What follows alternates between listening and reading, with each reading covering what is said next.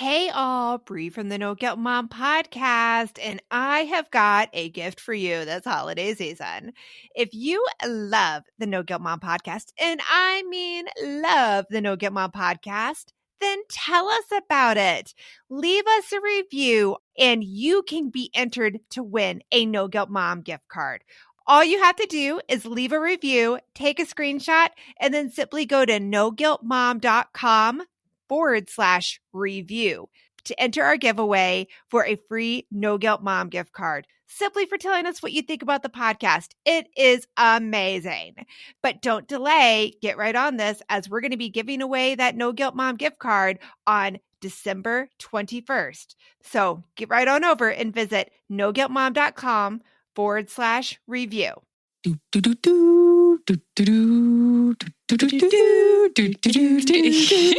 We just started singing. Hey, welcome to the No Guilt Mom podcast. I am your host, Joanne Crone, and I'm joined here by my fantastically amazing co-host, Bree Tucker. Oh, well, hello, everybody. How are you? You always sound like a Southern belle. You're like, hello. Oh, man. I'm still trying to figure out my voice on this, I think. You know, like when we first started doing the podcast, remember I was quoting Anchorman all the time?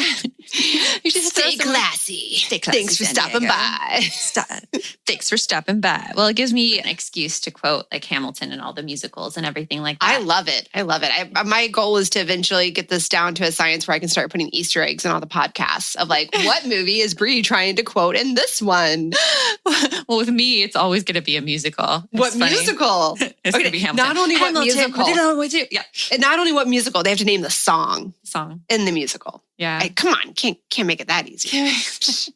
We listen to Hamilton so much in our house. Like our kids know Hamilton so much so. Oh, I haven't told you this, but Eric, he's auditioning for a children's choir today. He is. It's going to be a Zoom audition because Josh, my husband, he was in the Phoenix Boys Choir when he was younger. Mm-hmm. And we had to have like a little talk about Phoenix Boys Choir because it's way in downtown Phoenix, which would be a 25-minute drive there and a 25-minute drive back in rush hour when rush hour returns. And I'm like, is there one closer? And so we did find one closer here in Chandler. So he's auditioning today. Yay!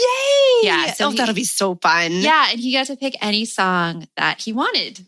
And I think he's going to do Twinkle, Twinkle, Little Star. But we sing Hamilton so much. So like Josh and I were just joking. You should do Hamilton. He's like, you should do Hamilton. Like, here's this little 7-year-old, and he would break out singing, "What does a bastard orphan son of..." It'd be like that scene from like Back to the Future when Huey Lewis is like, "Excuse me, son, you're just too loud. It's just not appropriate. Sorry." I wonder if they would get him in. Or they'd just be like, Or they'd be like, yes, that is what we need. That is what we're looking for. Yeah, but that's happening today. So that's something I'll have to look forward to. Give little buddy congratulations. Well, you can't make such a big it. deal because I've been told this myself. Because Josh, my husband, he said when he was younger, when anything was made a big deal out of, he didn't want to do it then. Oh, okay. All right. So you kind of have to be very nonchalant. I'll wait till he brings it up later then. Yeah. How about that? Oh, hey. Anything good cool? job. And you have to Anything cool happened this week? Can't show any excitement whatsoever. It's very hard for me because I show so much excitement. Oh, same here. I'm like such the cheerleader, but you know what though? Because Eric's a lot like my son too. And so I try to bring it and have that same level of like, oh, okay, have the level. I'm cool. Nothing is so exciting. It's all cool. Yeah, which brings us a little bit into what we're talking about today. Yes. And it sounds like it's a really big leap we're taking with this. But today we're going to talk about anxiety and depression in moms because we were discussing this the other day, and anxiety and depression, it's so prevalent in society, but none of us really talk about it. Yeah, it's kind of that white elephant in the room that, like you said, it's so prevalent, but we don't talk about it, and you feel like you're alone. You feel like you're alone, yeah. You feel like it's weak. Yeah, you feel like you're going crazy, and you should have better control over your thoughts, and you should feel this way. And it's just this vicious circle. Right. It's horrible when you're in it. Like we were talking, we're like, we both feel like we're struggling with anxiety right now. And so we're going to talk a little bit about our struggles in the past, our struggles right now, and what we're doing to get through them. Right. And I think, on top of that, it's just, you know what? A lot of people have it. So let's just talk about it, people. Yeah, let's just talk about it. Yeah. So today we are brought to you by the No Guilt Mom Course for Kids Emotions 911, which is one of my favorite courses that we have, because when I was a kid, I didn't know that my emotions and some of the feelings I had were completely normal and everybody had them. Exactly. You feel very alone sometimes. And especially for kids, they don't always, not only do they not know that their emotions are normal, they don't know how to label them outside of happy, mad, or sad. Yeah. And they don't know why they lose control of them when they do. Mm-hmm. So in Emotions 911, it's a class just for kids. They're very short, like YouTube style videos. Oh yeah, because that's what the youngins like to do these days. Yeah. Well, and the comments I get from parents all the time is that the kids really love the videos. They love to watch them, and that it gives the family a common language in the home to talk about feelings, to talk about problems, and to give options when emotions get heated. Right. And in that series, not only is it based for children, but you tackle some pretty high level things. You talk about inside, outside emotions and upstairs brain, upstairs brain, downstairs brain. Yes. How your upstairs brain isn't completely formed yet. That's your cerebral cortex and all of your logical thinking. And your downstairs animal brain is full force. Fire kitty. Yes, fire kitty. And so that's sometimes why kids lose control, is because their downstairs brain takes over. And explaining this to kids, they're better able to, first of all, not feel the shame. Mm-hmm. Because that's one thing that I want to teach my kids, not to feel shame about emotions, not to feel guilty about how you feel. You feel what you feel. Yeah. Don't apologize for it. Your feelings aren't the thing to ever have an apology for. What we can change and be thoughtful of is how we react. Exactly. And that's what they learn too in Emotions 911. That's what Emotions 911 teaches kids. It's for kids 6 to 10 years old. And if you want to go check it out, which I highly suggest you do, we have put a link in the show notes. And with that, let's get started. You want mom life to be easier. That's our goal too. Our mission is to raise more self-sufficient and independent kids, and we're going to have fun doing it. We're going to help you delegate and step back. Each episode will tackle strategies for positive discipline, making our kids more responsible and making our lives better in the process. Welcome to the No Guilt Mom Podcast.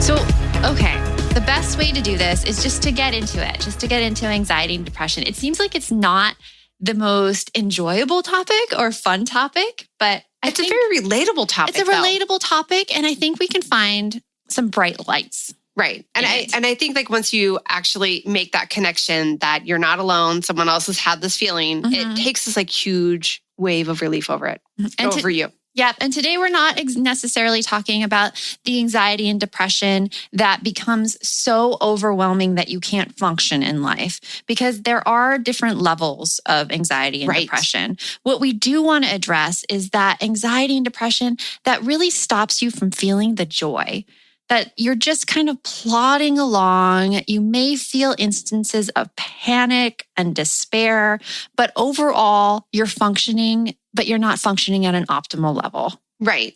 So before we had this episode, I went ahead and did a little bit of research, because I feel why is it that every time that I talk to my friends, both men and women, it's the women that I tend to connect with on the whole anxiety issue. And so I did a little bit of research, and I found that women are twice as likely to have anxiety as men. That's crazy. You have to wonder why that is. I have theories, but I'd be a very armchair expert on the theories. Same would I. And yeah. I imagine our theory is probably similar. Yeah, just the expectations that women have on themselves. Yes, exactly. We have so many expectations and so many roles we're expected to just handle. Just learning how to do planning, just all on our own. Or managing kids at home, work, all the household responsibilities and feeling like everything is on our shoulders and we're failing at everything. Yeah, it's a lot. It's a lot. But then another thing too that I thought was really interesting when I was doing some more research was that the highest age group is 30 to 44. A lot of those are first-time moms. A lot of us are having our kids later. So between 30 and 44. And that was a huge, scary time for me. That's where a lot of anxiety and depression came in too. The first time I had my first child. And it was added stress. I think you and I have talked about this, both of us, because our backgrounds are working with children. So when we had our first kid, we were like, dude, I got this down. I'm cool. You have this like unearned sense of confidence in being a parent when you've worked with children. Yes. 100%. And then the first night comes and you're like, oh crap, what did I get into? Yeah. This message is sponsored by Greenlight. It is so hard to raise kids who know how to manage money. Bree, right now, my kids are all about earning money for presents. My daughter wants to get presents for all of her friends, and my son is doing a Secret Santa with his friends. Oh, I hear you. And if you're looking to raise kids that are financially responsible, we have got a lifesaver recommendation for you that you need to check out. It is Greenlight. Greenlight is a debit card and money app made for families that gives kids and teens an easy and fun way to gain financial literacy, all while giving parents peace of mind. You can send instant money transfers, automate allowance, and even keep an eye on kids' spending with real-time notifications. Meanwhile, your kids can begin their journey towards financial autonomy by learning how to save, invest, and spend wisely. So sign up for Greenlight today and get your first month free when you go to greenlight.com/NGM. That's greenlight.com/NGM to try Greenlight for free. Greenlight.com/NGM. Hey all, Bree here, and I wanted to share one of my favorite gifts to give during the holiday season, a Storyworth book. It is the most amazing gift ever. Storyworth is an online service that lets you create a special and unique gift of someone's story. I've given Storyworth books to both of my parents, and it has been their favorite gift, hands down. And did I mention it is so easy? Storyworth emailed my parents questions every week that I handpicked from their massive list of questions that they have. All my parents had to do was open their email and answer them. That easy. I asked my dad questions like, did you have any rules that you set for yourself as a parent, which you immediately broke? And he did. I even asked both of my parents, are you more like your mom or your dad? And they shared a lot of really amazing qualities that I didn't know about my grandparents at the time. Then at the end of the year, Storyworth compiles all of their answers, puts them into this gorgeous book that covers everything. My parents love showing us their books, and I personally love getting a chance to read them. With Storyworth, I am giving those I love a thoughtful and personal gift from the heart that preserves their memories and stories for years to come. Go to storyworth.com/NGM and save $10 on your first purchase. That's storyworth.com/NGM to save $10 on your first purchase. Oh my gosh. I remember that feeling very, very well. I remember actually being pregnant, and my mom told me the story right when I was about to give birth to my daughter. She said there was like a night before where she had this sudden like fear. She's like, what did we do? Because like the baby was coming. And I had that same fear because you have this life that you are used to before kids, and kids change the entire thing. And you hear it and you're like, yeah, I know. Yeah. I know. You're like, I got this. I got this. Yeah, I know. My life's going to be different. Oh, No. oh, girl, you had no idea. No idea what's coming. And then there's so many expectations on you as a mom. Like I had no preparation for the actual baby phase. Like I just thought, oh, it's a baby. I'll just cuddle her all the time and it'll be good. No, I thought breastfeeding would come normal. I thought it was a natural thing that kids would just do. Oh, you and so many, right? So many. And when it came, like, it hurt. Oh, and then let's almost take like in the hospital. Like they show you really fast. They whip your baby around. Like, bam. It's done. And then you go home and you're like, why isn't it happening? And then it's so fast there. Then you go to pediatrician's appointments and they're like, your baby's not gaining weight in an appropriate amount. And you're like, I'm not producing enough for my baby. Oh, I know. It's so much stress. And then let's even add in that extra factor of, okay, what if you didn't have a great pregnancy? What if your pregnancy didn't go the way you imagined it would or planned for it? Because you had a very hard pregnancy. My first one was, I'll just admit, it was traumatic. I had a very eventful pregnancy, is the vocab to be used with that. The highlights of my pregnancy were that I was hospitalized. Well, I had several... I had placenta previa, but it was undiagnosed. They were like, well, we think you just have low lying. So in other words, I went to the hospital 4 times during my pregnancy, and my last hospitalization started at 27 weeks, and I didn't get out until 32 weeks. And then I had him at 35. And it was a roller coaster of them trying to figure out what was going on, why I kept having issues. And then the isolation of being in the hospital. And then also just, do you know how hard it is to find another first-time mom that's going through that exact same thing as you? Like you seek out, right? These relationships, and you want to talk to people that know, that can give you some support and advice. And I could not find it. And it just made me feel very helpless and alone. It's hard to find other moms like who are going through the same thing you did, because even just having a kid, like we were the first of our friends to really have a baby. Like there was one other friend who had one at the time. But as soon as the baby came, like our whole life changed. And I felt like the things that I wanted to talk about that consumed my waking moments, like I had no idea. Feedings and diaper changes and like all those things that consume your brain when you're a first-time parent, like my friends had no interest in. Of course not. Oh, she's so cute for like 5 minutes and then they're done. And then you get the whole, you should feel so grateful. You have such a little kid. And you get that from all directions. And I think that adds to the anxiety because you don't feel grateful. You feel tired and you feel exhausted and you feel bad for feeling that way. Right. Like it's very notable in the very beginning. I mean, I think a lot of us, I think it's a pretty well-known fact that there is postpartum depression, postpartum NOOP disorder. Your doctor checks in with you. Granted, it's kind of a courtesy check-in, but like, you know, you get those check-ins when you first have your baby. And what we just now were talking about was the anxiety, depression, mood disorders that can happen right at that beginning part. But what happens when it keeps creeping back in? Yeah.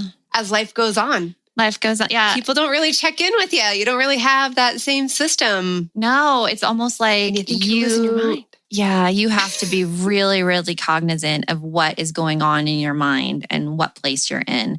I always know that like the feeling of panic I get, that is indicative that I'm going down the anxiety train and that I need to get myself into therapy as soon as possible. And like I'm in therapy right now because I felt it maybe a month or 2 ago. And I forget the incident that prompted me. It's always an incident. Like 2 years ago, it was first dog fight.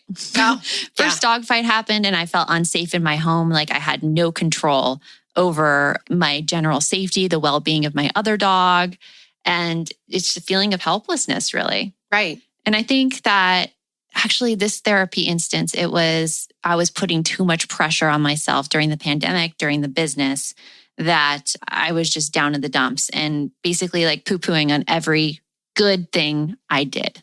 Aww. Yeah. And it was hard. And I didn't realize I was doing that until I got on with a counselor. And the first thing she said, she's like, it's Be Kind to Joanne week. Oh my goodness. I love that. Yeah. And I'm like, okay, be kind to Joanne. And she taught me how that there's 2 voices in your heads. Well, there's 2 teams, really. They're football teams, she described it as. And this is the best way. This is the best visualization I have for this. And one team, the tough team who's always used to playing, they're the ones who are telling you bad things. Like, you are not good enough. You're not doing what you need to do. You're not like the trash talkers. The trash talkers, basically. Yeah. And then there's this other team who sits on the bench for quite a while. They're the ones who build you up. They're the ones who be kind to you, those kind, nice thoughts.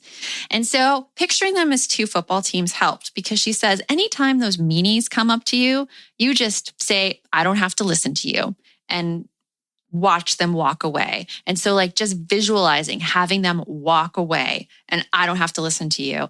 It was hard. It was hard at first. And within like a few days of using it though, I noticed that my mood improved. I was more patient, all because those negative thoughts were not invading my brain anymore. That's huge. Yeah. That's really huge. Did it solve all my anxiety? No, but it helped. Yeah, it helped you get to the point where you felt like you could appreciate things. Because I feel like when it comes to anxiety, and I've had anxiety and I've been diagnosed with both anxiety and depression a few times throughout my life. And I've been to therapy, I've tried medication, I've done all kinds of different things to work through it. And every time I've been able to successfully work through it. But one of the biggest factors, honestly, has been having someone to talk to. Yeah. I'm a huge advocate of therapy, even if you're not at a point where, because a lot of people wait till you're at that point where you're just hopeless before you start therapy. And you don't have to be there. But you know what? Even if you can't do therapy, just finding that person you can connect with. Yeah. Like, I feel like this is something that you and I have both talked about before, and I know we have the same mindset with it. So I know I can talk to you whenever I have a thought or a concern, or I'm having something like this, and you'll totally understand where I'm coming from. And it's such a relief. It was like a wave the first time I think either of us talked about having any anxiety or depression. Yeah. Because I was like, oh my gosh, and there's somebody else out there that like gets it, who knows what I mean, who is successful and things. Like, this isn't going to make me all of a sudden become unsuccessful, because again, those negative thoughts. The negative thoughts really invade your brain. Yeah. It's, oh, I'm weak. If I can't do this, then I'm going to just fail at everything. And it can overtake you with these negative thoughts that aren't true. You know, they're not true. They're not true, but they seem true. They feel true. Yeah. So something else that I learned in my therapy sessions recently, and because of the whole COVID, like I had to go and find a completely new therapist. And I did it through the BetterHelp app, which BetterHelp does not sponsor this podcast in any way. Okay. But if they want to, throwing it out there. But so I searched through the BetterHelp app and they assigned me a counselor. And this was my first time ever doing video counseling. But she has taught me so much. And some of our hour-long sessions, like I'm feeling okay. And then near the end, she digs into something that I'm like, oh, that's not okay. Like the whole podcast thing, I was afraid of putting it myself out there like that, like being an authority, because so many times in my life, I've been called the know-it-all. And just putting myself out there as an expert, it brought me a lot of fear. And what she told me, she's like, Joanne, I don't want to get advice from a non-expert, like somebody who's just kind of like, this may be the thing. Like, I want advice from a know-it-all. So you need to go out there and you need to put yourself out there. So she just digs into like so many things that are causing me this struggle internally. And the fact that I don't know her, I don't see her anytime in my life, that she has nothing invested in my life. Like, I do not need to make her happy. Right. It's huge. And I think that is one of the reasons that going to a therapist works for me.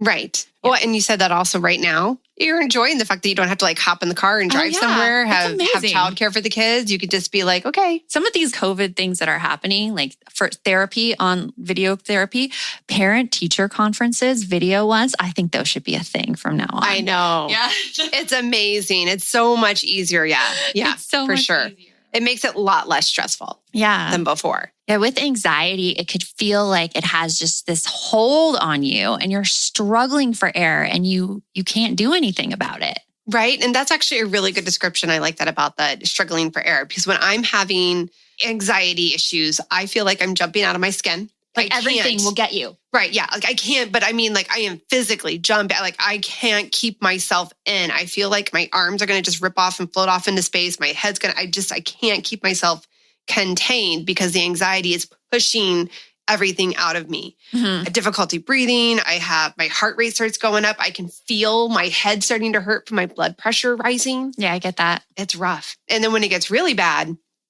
I don't want to talk to my friends. Yeah. Because I don't want to put that energy into, like you were saying the other day about like feeling like you're complaining too much. I don't want to talk about my anxiety because I feel like I'm being a mopey and I'm being down on myself and everything. And you feel like that because everyone's like, you should be positive and happy and grateful and thankful for all the things you have. Right. Or you're talking to your friends and they're doing wonderful and you're struggling and you're like, well, I'm crap right now. Yeah. But you know what? You're not. No, you're not. Like, I didn't want to go to I go to this morning workout every Tuesday, and I didn't want to go today because I felt like it was one thing after another that was happening in my life, and I could not put on a positive, happy face.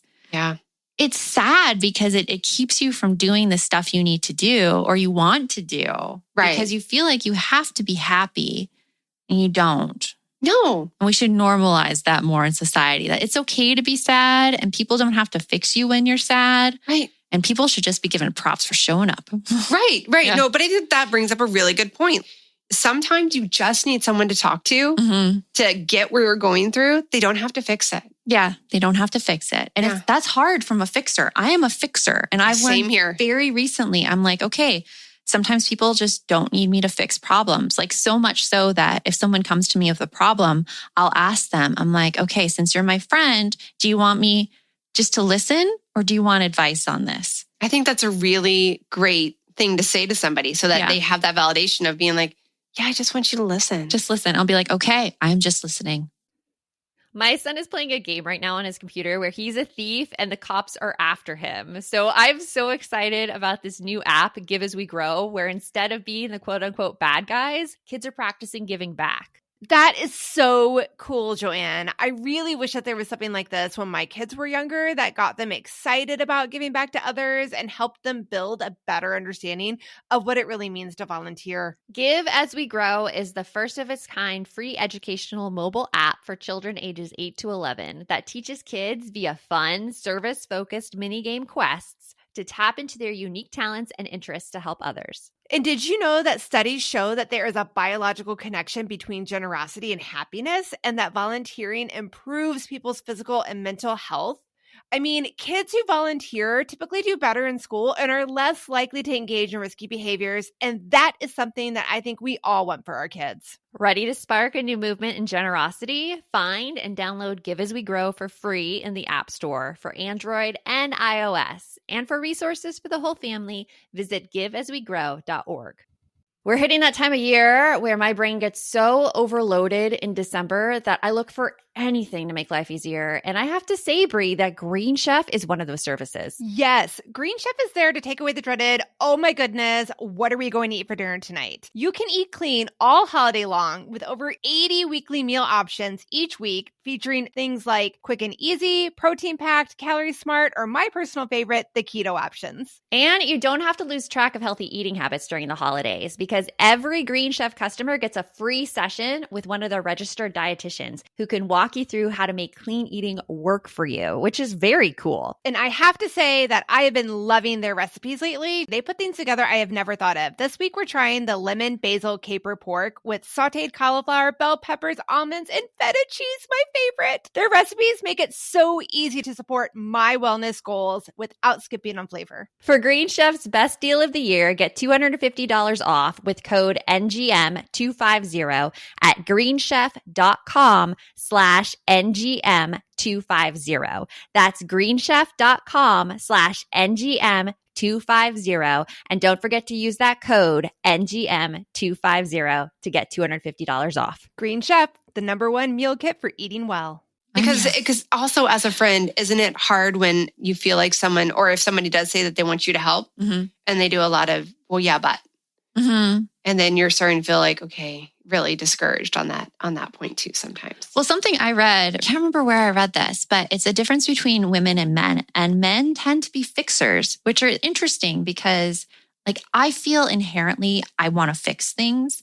And that's typically a male personality trait. That's so funny. I just had someone tell me last week that I'm a fixer and that I keep taking on the dad trait. Yeah, I don't think that should be a dad trait. I don't think it was. Well, the person who was talking to me was bringing it up from like the parenting perspective. But yeah, you're right. Like I guess I didn't see that as a male trait. But that's interesting that you read that and that I just had that brought on to me last week. And that women, like as a whole, want to feel listened to and supported and agreed with. And that is not my personality, which could be why like I feel like I've always struggled to maintain female friends. Like they have to be a special breed. Like for your special breed. I was gonna say, like, I haven't really had any, like, we just click so well. Yes, you have to be a special breed because I'm intense. I think you would have run away screaming the first time you met me if you were not a special breed. When I was like sitting down to do our masterpiece and I'm like, okay, we have to plan it. We have to go like this, and this. And she stayed. So she's... I will admit I was all like, all right, cool. You tell me what to do. I'm very type A. But that's great. That is one thing that like worked really well with that. So yeah, it makes me laugh. But you have to be yourself and accept that. Of like, you have to accept your own personality traits. Like it's good to know them.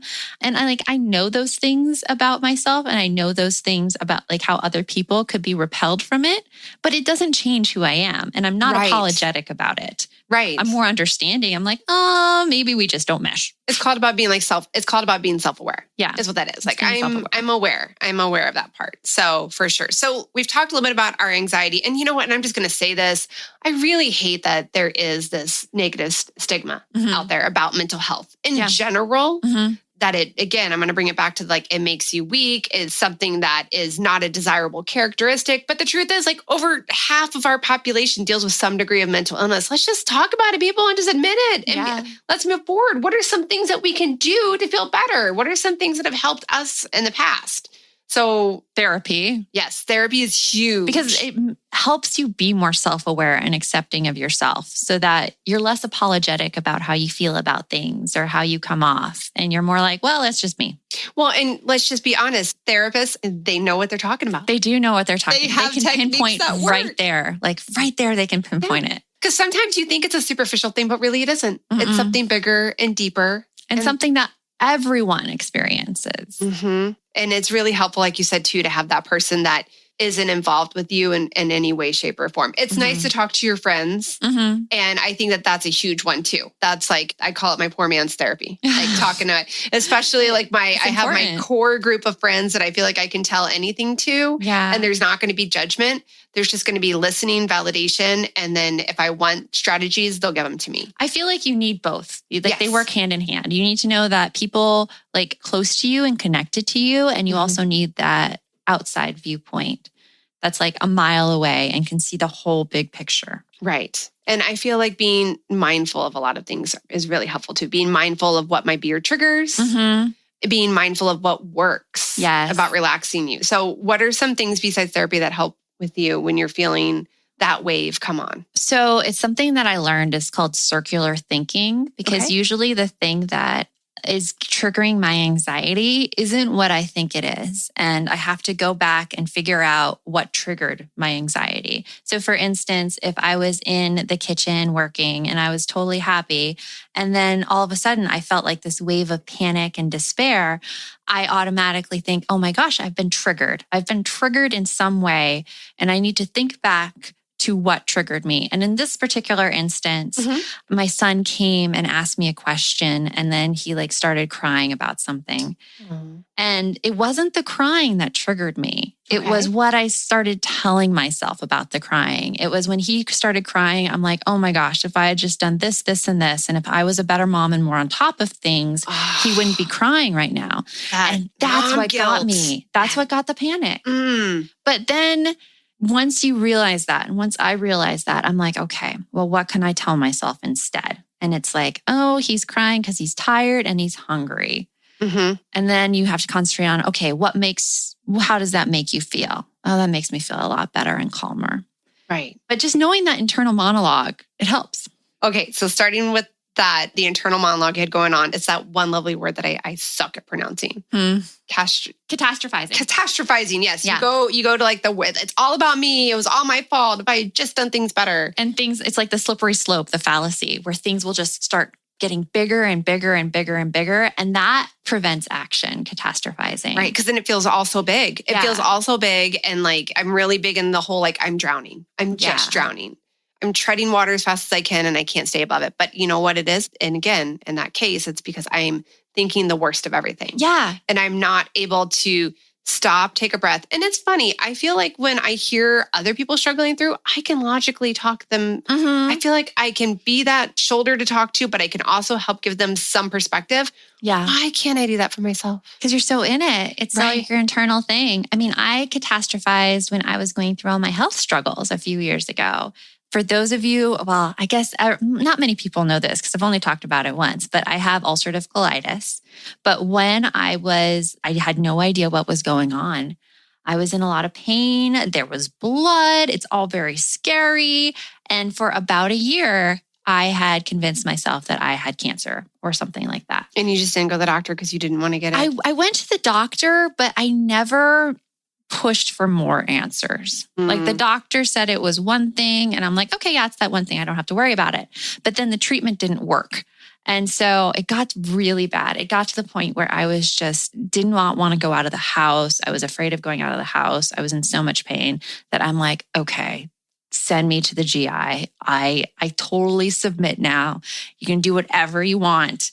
And so I had to get the dreaded colonoscopy, which I was afraid of, which people, if you ever have to do it, it's no big deal. You don't remember a thing. It sounds scary. You don't remember a thing. Yeah. The worst part is prepping, but we don't have to get into that. Yeah, we don't have to get into that. I love that. It's a lot of water. But yeah, I finally just let it and figured out the diagnosis. And it was the best thing in the world because I remember waking up from it and the doctor's right there. And he's like, yeah, you have ulcerative colitis and we're going to give you this and we're going to give you this med and it's going to be treated. And it was. And I've been in remission for like 2.5, 3 years, something that I could have achieved much sooner if I had, I mean, I don't want to say if I had not catastrophized, but I didn't even know that's what I was doing at the time. But now you do. But now I do. And now that I know that's a thing and it prevents action, I can stop it sooner and make sure that I take the action I need to actually fix the problem rather than wallowing in my misery. Right. So yeah, that's a huge thing there. I think some other things that can sometimes help is just getting yourself back to those enjoyable tasks if you can, right? Like maybe having your hobbies or exercising. And that's funny to hear me say because I loathe the exercise. Are you coming around? Are you coming around on the exercise? I'm gagging as we're saying this. For those people who know me, I despise the whole thought process of exercising. It's not that I sit like a slump on a rug all the time. Like I do things, but I don't like to think of it as exercising. I have my own therapy. I probably need to work through with that. I obviously have issues from that, but traumatic experiences of people doing too much exercising. But I do feel like getting up, taking a walk, dancing, moving, dancing is my thing. That's exercising. Like I just throw in a silly song and just dance and it immediately will boost my mood and will help me have like a clearer mindset. Yeah, movement is huge. And music is huge. Yes. Like there is such power in music. Like I think everyone needs to have a playlist on their phone of songs that make them feel good. They're like the songs that come on the radio and they just light you up and you want to dance. I have 15 playlists currently on my Spotify that are mine and because I share it with my kids, but 15 that are mine and 3 of them are uplifting. Like one is called Happy for Bree. Another one is called Peppy. Another one is Get Going. I like that. So yeah, gotta keep that going, man. You gotta keep it going with the music. And another thing that I enjoy also is I like having that relaxing environment. So I have, when I'm feeling overly stressed, a lot of anxiety, if I can, I'll try to carve out some time where I'll go to my room. I love my bedroom in the afternoon. It has the most gorgeous afternoon light that comes in. It's very relaxing. I put on my oils. I'm an oil girl. I like lavender. Lavender is one of my favorites. I have quite the array of oils, but lavender is a favorite. And just turn on my fan, turn on some nice relaxing music. I've never really been a meditation person, but I'm hoping to maybe move in that direction because I've heard a lot of people having a lot of good things. I'm a meditation person. Okay. Yeah, I use an app though. I use the Peloton app for meditation. And Camden and I actually do it at nighttime, the sleep and relax meditation. And it's really fun. It's fun for her too, because we kind of make fun of it after the fact. Like last night, our dog, we're like, the dog's doing meditation. Breathe in, good girl. Breathe out, fire, bad girl. Oh my gosh. So it's like, it gets to, like, you get the language, but it really helps you focus on your breathing. It helps you learn to notice those thoughts when they enter your head and gently like tap them out. Yeah. So you're not fighting it. You're just like, I'm just going to push you a little bit. It's like a feather tapping a bubble. Yeah. That's what I picture when I'm like, the thought comes up, just a feather. There you go. Yeah. Meditation helps with that. So, and I have one more that I'm going to share that. So I had my kids go through some therapy with our divorce, and my son had some anxiety to work through as well. And one of the techniques that seemed to work really well with him, and I've had a few other friends that have had anxiety that I've seen a lot of success with it too, is mindfulness exercise. So you think about all the forces of nature. Mm-hmm. One is earth. So when you're starting to feel that anxiety, you sit down somewhere and you have your feet on the floor and you think about that feeling of your feet being on the floor and being grounded where you're at. It's like being present. Yes. And then exactly, it's all about the mindfulness thought process. And then you're going to do wind, which is breathing. Mm-hmm. You focus on your breathing. Breathe in, breathe out slowly. And you're focused. So you went from focusing on grounding to now you're focusing on the wind. Mm-hmm. Then you focus on water. And we found that what worked best for my son was drinking the cold water. Yeah. He would just take like a sip of cold water and you just feel that going down. Again, being mindful of things that are going on. I heard water and I'm like, it's like when you realize that you have to pee. It could be. say that. Like, that would be me because I am like, right? I'm a wateraholic. For those who do not know me, I can go through a whole water dispenser just myself in a day. That's just me inserting humor in serious subjects. And then the last one is fire. Fire is you close your eyes and you imagine your happy place. Yeah. For me, that's on the beach and the sound of like waves crashing and all of that. You imagine your happy place. So once you've gotten through all of those stages, you open your eyes and you typically do feel a little bit more refreshed, calmer. That feeling like you're jumping out of your skin and being ripped apart from your anxiety normally subsides. Yay.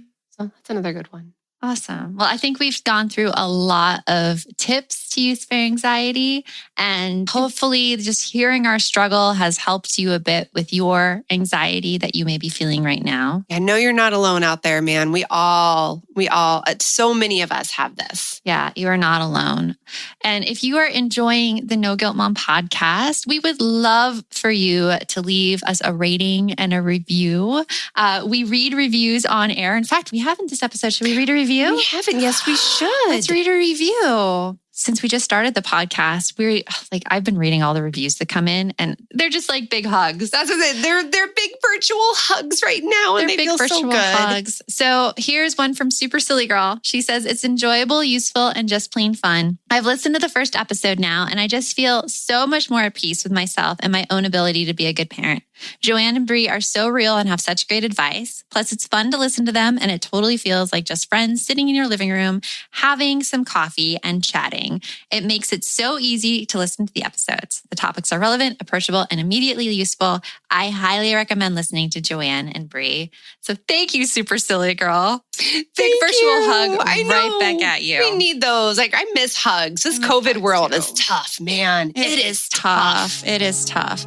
If you ever have anything that you want us to talk about on the podcast, or if you ever have any feedback for us, like, we love hearing from you. Email us at hello@noguiltmom.com. Tell us what you like. Tell us what we should change. Tell us anything. Yeah. Okay. Give us your thoughts, your feedback. We love it. We love it. And until next time, remember, the best mom is a happy mom. Take care of you. We'll see you next time. Thanks so much for coming.